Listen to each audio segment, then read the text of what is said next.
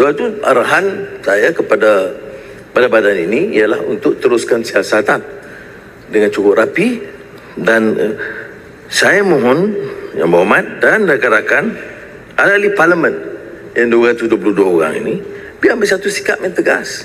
Jangan melindungi, sebaik saja ada siasatan, terus dipertikai niat. Kalau ada bukti, ada fakta, maka tindakan diambil. Kalau tindakan diambil tanpa fakta, maka itu boleh cabar sebagai penyalahgunaan kuasa ataupun dikatakan motif politik. Tetapi kalau wang ratus bilion atau ratus juta ringgit dikeluarkan dan kemudian dibiar, dilindungi kerana dia menyokong kita, itu maknanya membawa porak-poranda dan malapetaka kepada negara. Sebab itu tindakan-tindakan diambil oleh semua badan-badan ini, termasuk dengan mengambil kira beberapa langkah yang lebih canggih yang dilakukan, umpamanya melalui Bitcoin untuk mengelak daripada transaksi wang tunai, dan juga beberapa langkah lain, digital currency yang memerlukan kecanggihan di pihak PDRM Bank Negara, umpamanya di antara lain mempertingkatkan usaha dan program cyber security. Nama-nama yang disebut dalam Pandora Papers itu mencecah 3,000 orang. Ada yang sahih, ada yang peniaga, tetapi kita tumpu kepada tokoh-tokoh politik besar seperti mana saya sebut, mantan Perdana Menteri, Menteri Kewangan, Menteri-Menteri yang sebenarnya dipercayai menyalahguna kuasa mereka, memunggah kekayaan semasa mereka punya kuasa. Saya terima baik kerana TJ Wangsa di antara jurucakap yang paling kuat dan keras pertahankan kepentingan Melayu Kampung Baru. Dan sebab itu saya ingat sebagai Menteri Kewangan, melihat kedudukan di situ, saya terus terang minta 7 bilion memang wang tidak ada. Ya. Tetapi kadang-kadang sebelum itu diberi jaminan begitu saja. Sebab itu proses itu harus dihati. Dalam keadaan kita ada kekangan kewangan, kita tidak bersedia melepaskan hak milik orang Melayu di situ. Sebab itu kita kena gunding cara, kaedah, termasuk kalau swasta. Swasta sekalipun jangan sehinggakan ada program jaminan leasing yang menyebabkan bukan Melayu boleh duduk sampai 60-90 tahun.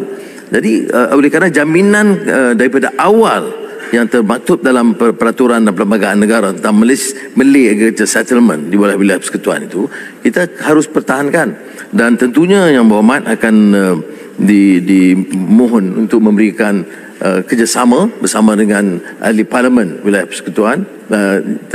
Kampung Baru tentunya Yang Berhormat TJ Wangsa itu secara langsung mewakili penduduk Kampung Baru bersama dengan pusat-pusat penduduk. Saya akan unding supaya mencari kaedah yang lebih baik.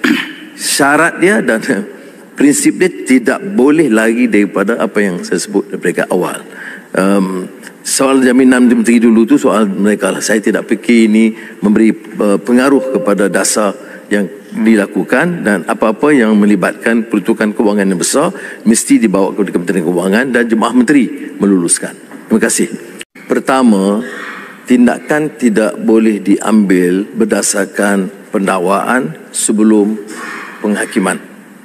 Ini pernah disebut oleh YB Marang dalam kenyataan cakap tegas pada ketika itu. Keduanya hari ini umpamanya ada ahli Yang Berhormat yang didakwa. Apakah perlu dia letak jawatan semua kedudukan dalam parti? Tentunya jawapannya belum dan tidak. Jadi begitu juga pendirian saya dalam kes ini. Apa yang saya lakukan ialah memaklum kepada Peguam Negara, kepada Ketua Hakim Negara, bahawa negara ini mesti tegak atas prinsip negara hukum. Saya tidak mau menghukum sebelum mahkamah. Proses mahkamah yang telus dan bebas. Tapi sekadar saya nak sebut di sini, sejak TPM Bagan Datuk menjadi Timbalan Perdana Menteri, semua kerja-kerja dan amalan itu patuh kepada prinsip dan dasar kerajaan. Ada satu kes yang dibawa kepada beliau di bawah syarikat-syarikat GLC yang di bawah beliau, yang mengusulkan beberapa tindakan segera tanpa tender. Beliau telah menulis patuh kepada arahan Perdana Menteri, Jemaah Menteri, semua mesti mengikut proses tender. Beliau ini kali pertama saya sebut, saya tidak maklum kepada beliau. Jadi saya beri jaminan kepada Yang Berhormat, saya tidak ada hasrat ganggu proses ini.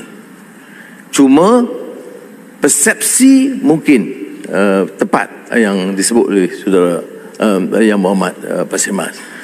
Saya hanya beri bagi jaminan ia tidak menjejaskan prinsip dan dasar termasuk madani yang saya tetapkan. Kalau saya nampak keras dalam soal rasuah, penyelewengan, pemunggahan kekayaan yang berlaku, yang ada bukti, ini saya tidak mahu meminta maaf. Tidak ada hubungan personal, walaupun saya tahu saya dikutuk oleh sebahagian kononnya mencari salah.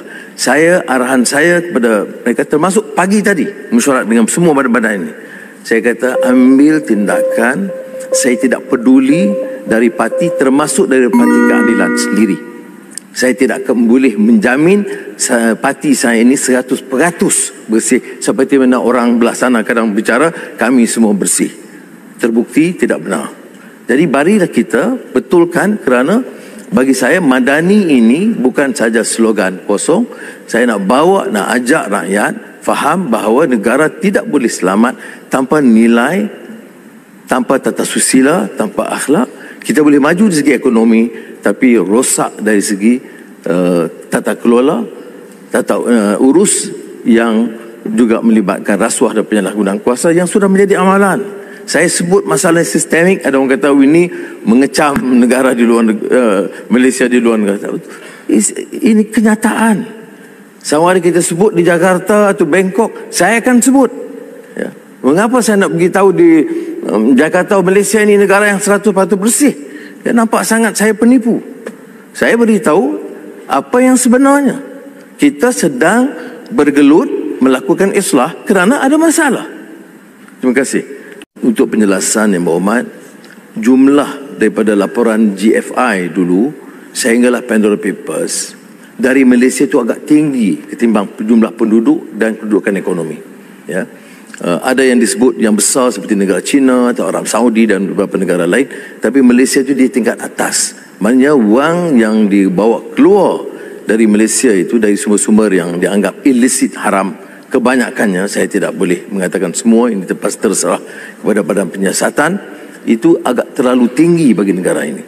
Jadi sebab itu semua nama yang disebut itu, walaupun 3,000, dia tengok keutamaan mengikut penyelarasan badan-badan penguatkuasaan yang saya sebutkan tadi, itu akan dibuat. Dan dia tidak terkecuali sama ada dana itu dari luar negara, dari dalam negara. Semua yang di tax haven itu, yang lari pada cukai, yang melanggar peraturan dan undang, itu sedang disiasat dan beberapa tindakan sudah pun diambil. Sebelum pendakwaan dibuat, saya tidak boleh beri penjelasan selebih daripada itu. Tapi saya bagi jaminan kepada Yang Berhormat bahawa dari sudut badan-badan yang telah melapor kepada saya, bahawa arahan daripada saya itu jelas. Jangan sambil lewa tindakan ini, dan biarlah ini sebagai pengajaran, dan negara tidak mampu lagi mengizinkan hal ini diteruskan. Terima kasih.